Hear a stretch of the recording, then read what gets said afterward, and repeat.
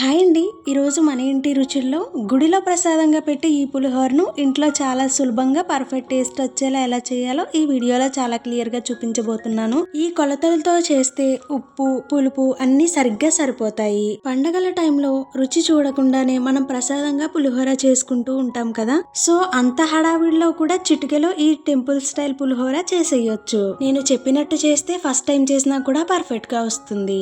ఇంకేమాత్రం late చేయకుండా video start చేసేద్దాం రండి. ఫస్ట్ టైం గనక మన ఛానల్ ని చూస్తున్నట్లయితే తప్పకుండా సబ్స్క్రైబ్ చేసుకోండి. 3 స్పూన్స్ వరకు నువ్వుల్ని తీసుకుని దోరగా వేయించుకోవాలి. ఇప్పుడు మిక్సీ గిన్నెలో ఆ నువ్వులతో పాటు 2 స్పూన్స్ వరకు ఆవాలు, అలాగే కొంచెం అల్లం ముక్క, ఎండుమిర్చిని కూడా యాడ్ చేసుకోవాలి. ఇప్పుడు దానంతటిని కూడా మిక్సీ పట్టుకోవాలి, మెత్తని పేస్ట్ లా. ముందుగా చేసి పెట్టుకున్న రైస్ ని కూడా తీసుకోవాలి. ఈ రైస్ లో ముందుగా చేసి పెట్టుకున్న పేస్ట్ ని కూడా యాడ్ చేసుకోవాలి. ఇలా చేయడం వల్ల మన పులిహోర చాలా టేస్టీగా ఉంటుంది. ఇప్పుడు ఇందులో కరివేపాకును కూడా వేసుకోవాలి.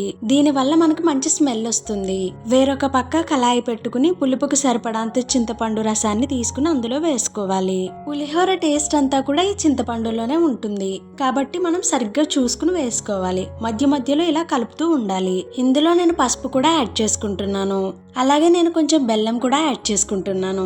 అదే విధంగా రుచికి సరిపడంత ఉప్పును కూడా వేసుకుంటున్నాను. అన్నీ కలిసేలా మిక్స్ చేసుకుని ఉడికించుకోవాలి. ఫైనల్ గా పచ్చిమిర్చిని వేసుకుని ఉడికించుకోవాలి. ఇలా చేయడం వల్ల టేస్ట్ బాగుంటుంది. పచ్చిమిర్చిలో ఉన్న కారం పోయి పుల్ల పుల్లగా ఉంటుంది. వేరొక పక్క కళాయి పెట్టుకుని గానుగ నూనె వేసుకోవాలి. పులిహోర చేసేటప్పుడు గానుగ నూనె లేదంటే వేరుశెనగ నూనె ఇవి మాత్రమే యూస్ చేయాలి. అప్పుడే మనకి పర్ఫెక్ట్ రుచి వస్తుంది. పోపులన్నీ వేసుకుని దోరగా వేయించుకోవాలి. ఇందులోనే కొంచెం ఆవాలు కూడా యాడ్ చేశాను. అలాగే చిన్న అల్లం ముక్క ఒకటి. ఇవి లైట్ గా వేగిన తర్వాత ఇందులోనే మళ్ళీ పచ్చిమిర్చిని యాడ్ చేసుకుంటున్నాను. దానితో పాటు కరివేపాకును వేసుకుని చిటపటలాడే వరకు వేయించుకోవాలి. పోపులు ఎక్కువ వేసుకోవడం వల్ల పులిహోర కలర్ఫుల్ గా కనిపిస్తుంది. ఇందులోనే చిటికెడు పసుపు కూడా యాడ్ చేసుకోవాలి. ఇవన్నీ వేయించుకున్న తర్వాత స్టవ్ ఆఫ్ చేసుకుని పక్కన పెట్టేసుకోవాలి. ఈలోగా చింతపండు రసం కూడా చల్లారింది. ఇప్పుడు పళ్ళెంలో ముందుగా చేసి పెట్టుకున్న రైస్ ని వేసుకోవాలి. మనం ముందే ఆవాలు నువ్వులు పేస్ట్ వేయడం వల్ల చాలా మంచి స్మెల్ అయితే వస్తుందండి.